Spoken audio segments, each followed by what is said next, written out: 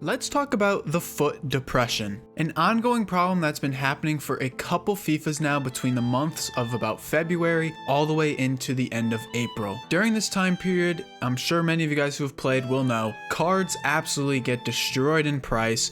We just tend to find the market always dead, and it's because of the lack of rewarding content that happens during this kind of period of time in Ultimate Team. So today I want to go over the bottom of this huge market depression that we're seeing on a lot of cards, as well as I want to talk about how EA can fix this problem and really what the problem is during this period of time. So as you guys know, during this time we tend to just get a lot of fun promos between Team of the Year and Team of the Season. Once Team of the Season hits, this is when we see, red picks become very good as we can get Team of the Season players from them, and overall the game just becomes way more fun because EA decide to kind of just put out a bunch of casino content for very good prices. Just gameplay in general is very rewarding. But before Team of the Season begins, we have what I always call the FUT Depression, obviously. And this is because every card literally dies in value. Lionel Messi, 72k. Conte, 44k. Gold Ronaldo, 100k. Gold Mbappe is the only one that's kind of held his value, not really compared to previous FIFAs. He sits at 400k, Neymar sits at 66k. We have new promo cards coming in that are worthless basically. Whereas last year or 2 years ago, Berchiche got a promo card for the What If promo, pretty much similar stats, except his card actually was over 100k, it was about 100 something k.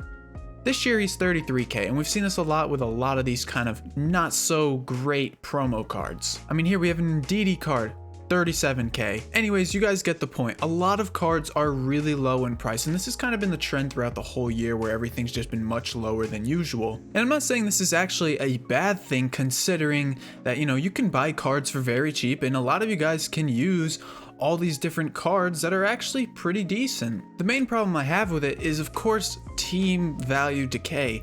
If you buy a team 2 months ago, you probably lost a good majority of your coins, and trying to upgrade is just super hard because the brand new promo cards that are at the top of the tier, like for example Sancho, Rebic, Dybala, Firmino, those new cards in FUT Birthday, those cards are extremely expensive to either obtain through the SBCs or just buy in general off the market, meaning that you're always at a decline loss of coins, and with lack of rewards, you just tend to find the game always kind of dying during this period. Now this FUT Birthday has been pretty horrible, honestly. From what I've seen in past years, I haven't participated in it too much, but from what I've seen, I mean, the content really isn't that great.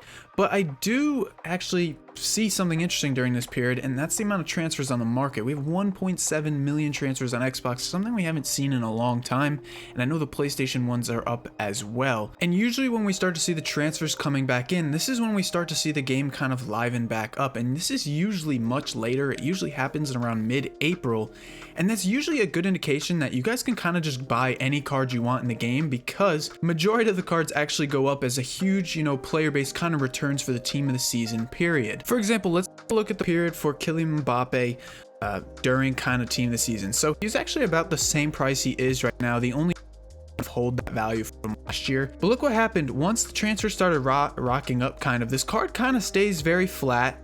And then of course we get Team of the Season, but once Team of the Season's out, you see on PS, it's really more obvious on PS. When Team of the Season starts to hit around the April 15th period, this card can hold its value for a few weeks on until of course, the French League Team of the Season comes out. But I'm just saying that, with a lot of the special cards, we actually might be getting close to a period where it is a good idea to start buying teams and holding cards and stuff, because with more people coming back onto the game, it means more people buying all these different alternatives and stuff.